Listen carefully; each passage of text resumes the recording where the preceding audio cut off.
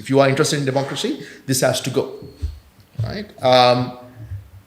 The other point that I want to make, which I think surprises many, is that generally when we talk about a law, the response that you get is that, particularly with the OSA, we have to be careful about what we post henceforth.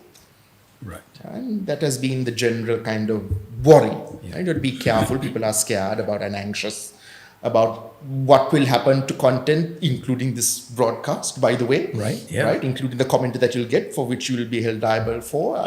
What I say, for which I'll be held liable for. And so that's a forward projection as a consequence of the law being passed. The issue is, the law doesn't make a distinction between what is in the future and whatever that you've done in the past. The OSA can be applied against you from the first time you ever used the internet. Retrospectively. From the first time you ever touched a keyboard. Which, at least for me, was in the early 90s through dial-up modem and email. Yeah. And Netscape and the Web 1.0. Yeah.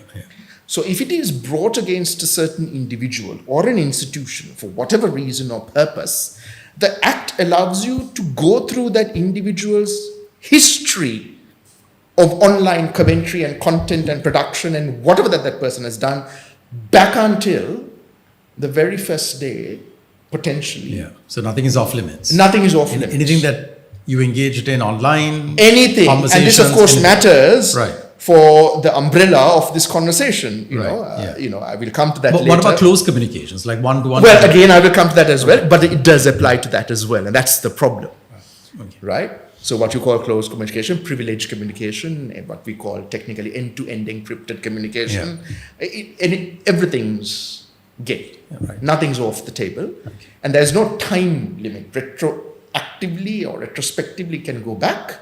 And then, of course, for whatever that is henceforth going to be under the scrutiny of the Act as well. So that's really quite chilling and quite